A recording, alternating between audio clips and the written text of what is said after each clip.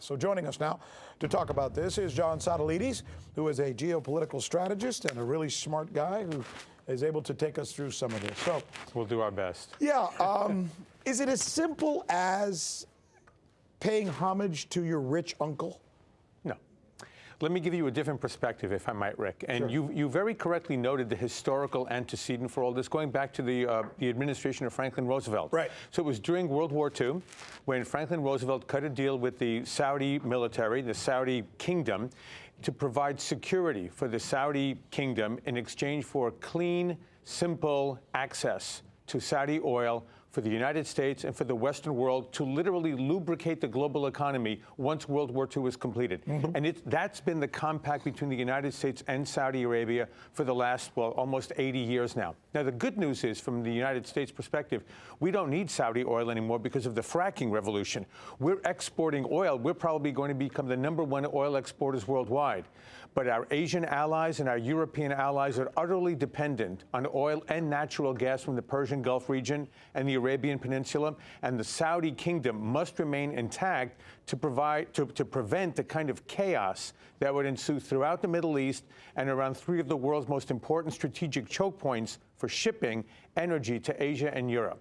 That's the compact that we've had for all of these years, however odious the Saudi regime has been this entire time. It's interesting that you would use the word odious. Some would use other words as well. But does it make us then, does it behoove us to have to look away when they do things that we, as Americans, as human beings, by golly, would not expect or accept from any other country?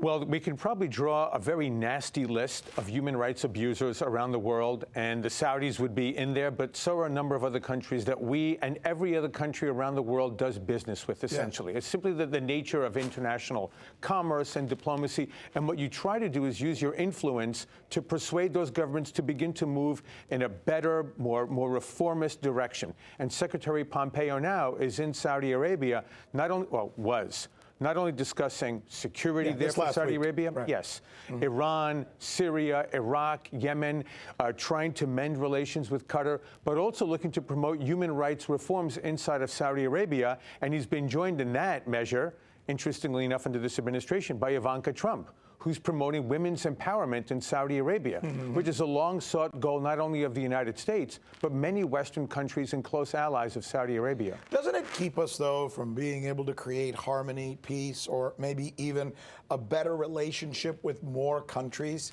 in that we put all of our eggs in one basket? It could be problematic, I will grant you that, but Saudi Arabia is largely aligned with almost every other country in the region right now, except Turkey and Qatar, which are on opposite sides in the Middle East.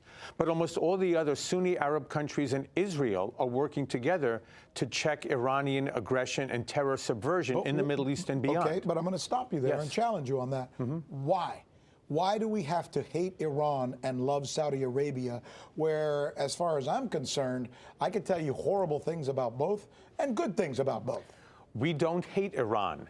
We have an issue with the Iranian government, with a radical Shia theocracy that has put the United States in the framework of the great Satan. They have been the intractable enemy of the United States and our allies since 1979. If Iran were to moderate or change its behavior, not only towards the United States, but towards its Arab allies, towards Sunni regimes, towards Israel, towards Europe, it could be a very harmonious relationship. And that's the goal of the administration's policy right now. But your argument is, oh, we don't hate them, they just hate us. That's correct. I could show you evidence that we do hate them, and we've done everything possible to destroy their government, and are doing it today with sanctions. And I don't have to show you that. You could literally look it up and find that.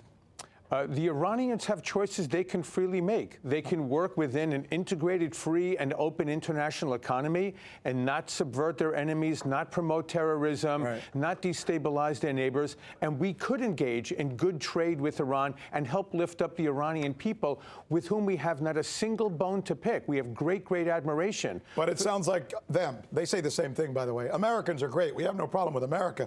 It's the American government we hate. You're saying we love the Iranian people. It's the Iranian government. Essentially, I don't see us getting away from that threshold, and that's what I wish we would somehow work. But we're out of time. And my God, this is a great conversation, and you're a fantastic guest. Thanks for having me. Thank you, my friend.